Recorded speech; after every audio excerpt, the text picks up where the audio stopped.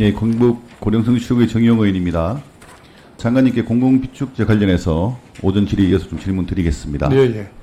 장관님, 2005년 공공비축제 도입하고 시장 격리를 몇 차례 했죠? 지금 10차례인가? 10차례 예. 했습니다. 자료 화면을, 그래서 이 양곡관리법 개정 지금 이제 우리 안건조정위원회에 올라있는 안이 있지 않습니까? 그 안을 이제 시장 격리 의무화 요건을 2005년 이후 생산량 쌀값에 다 적용을 해본 표가 됩니다. 잘 아시다시피 초과 생산량이 3% 이상이거나 단경기나 수확기 가격이 평년보다 5% 이상 하락한 경우를 살펴보면 2005년부터 2006 올해까지 총 11차례입니다. 예, 시행. 맞습니다. 근데 2006년 한 차례를 제외하고는 모두 시장 격리가 됐습니다. 했습니다. 예. 그럼 2006년 상황에는 쌀값이 가격이 좋아가지고 6.8% 떨어지고 생산량 4% 초과됐는데 예, 시장 격리 안 하신 거죠? 예. 가격이 높아서 그런 가격이 겁니까? 높아서 그랬습니다. 그리고 수확기 이후에도 상승세가 예. 계속 이어지니까. 예, 그러니까 이런 때는 요건에 들어가더라도 시장 격리 안 해도 되는 상황인 거란 말씀이지 그렇죠. 않습니까?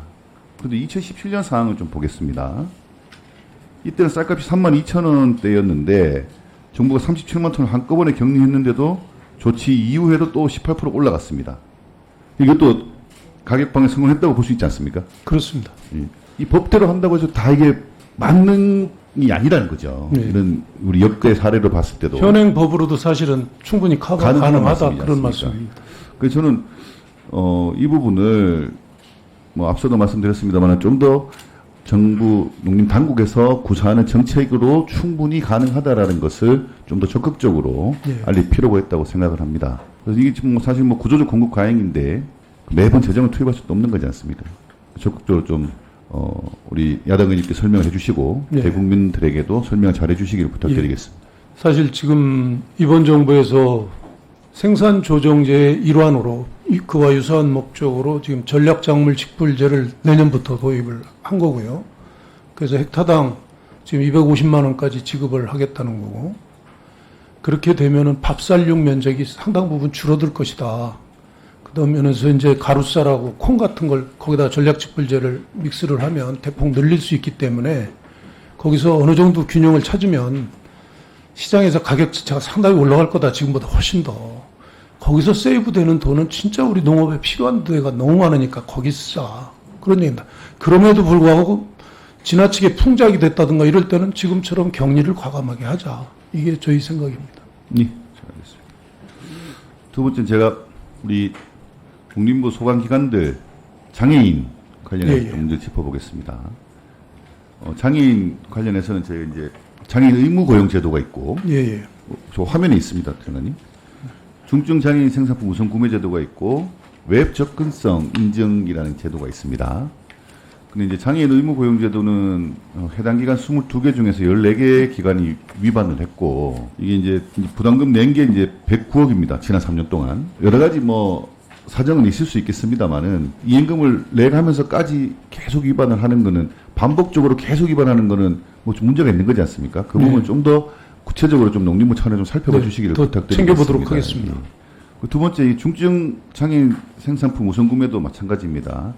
그 이제 19개, 7개 기관이 위반을 했는데 이 부분도 좀 한번 살펴봐 주시고, 이게 이게 계속 반복되는 누적되거든요. 근데 그거는 뭐 구조적으로 원인이 있는 겁니다. 그럼 뭔가 제도가 잘못돼서 제도를 개선해 줘야 되는 거죠. 전반적으로 한번 챙겨서 그 웹 접근성도 마찬가지. 장애인하고 어르신들 이제 우리 웹페이지 접근할 때 좀 접근성을 보장해 줘야 된다는 거거든요. 이게 뭐 이행 강제력이 있는 건 아닙니다만은 아직 우리 공공기관들이 좀 자리를 못 잡은 것 같습니다. 그래서 이 부분은 챙겨봐 주시고, 이게 공통적으로 위반하는 기관들이 있습니다. 제가 뭐 지목하진 않겠습니다만은 특히 공통적으로 또 위반하는 기관에는 장애인 인식에 대한 문제가 있을 수도 있습니다. 그 경영진 쪽에서 그 부분도 좀 장관님께서 좀 체크해서 좀 이 사회적 책무를 좀 다할 수 있도록 보내주시길 부탁드리겠습니다. 알겠습니다. 우리 사실은 사회적 약자에 대해 저희가 충분히 배려해야 된다고 생각을 하고요. 이건 저희가 장관이 약속하겠습니다. 하여튼 최대한 환기시키고 고칠 건 고치도록 그렇게 하겠습니다. 네, 챙겨봐 주시 부탁드리겠습니다. 다음에는 산하기관 문제를 이어서 좀 말씀드리겠습니다. 소위 이제 임기 말 알박기 인사 뭐 이런 표현이 있지 않습니까? 이제 박근혜 정부 시기에 당시 이제 말에 대통령 권한 대행했던 황교안 총리가 임기 말에 공공기관 인사를 행사한다고 발표했을 때 민주당에서 이렇게 이야기를 했습니다. 임기 말 보온성 알박기 인사라고 이제 강하게 비판을 했습니다. 그래서 곳곳에서 뭐 나눠 먹기다, 뭐 도덕적 해이가 심각하다, 뭐 이렇게 했는데 그 기준으로 이제 저희 이번에 이제 적용을 해보니까 문재인 대통령 임기 말에 6개월 동안 52개 기관에서 총 59명이 공공기관 인사가 되었습니다. 그런데 우리 농식품부 산하에 보면은 마사회, 농어촌공사, 농림식품기술평가원 이 세 군데 포함되어 있습니다. 알고 계십니까? 예, 알고 있습니다. 예. 이게 뭐 임기가 얼마 안 남았는데 이렇게 인사를 한다는 게 사실 좀 국민들 좀 불편하지 않습니까? 네. 조금 기다려서 이제 정권이 바뀌는데, 근데 이 바뀐 분들하고 윤석열 정부의 철학을 같이 공유하고 하는 데는 큰 어려움은 없으십니까? 노력을 해야 되겠는데요. 사실은 저도 이제 공직에 오래 있었는데 그동안의 관례 이런 걸 보면 조금 이례적이다 생각을 하고요. 근데 이제 더 국정 철학이 사실은 이 공공기관은 국정 철학이 이 정권을 누가 맡든 간에 그건 일관되게 유지가 돼야 된다. 그렇게 생각을 합니다. 근데 뭐 법상 보면은 사실 하자가 없는 거기 때문에 이 문제는 사실은 국회에서 논의해 주시는 게 맞다고 봅니다. 네.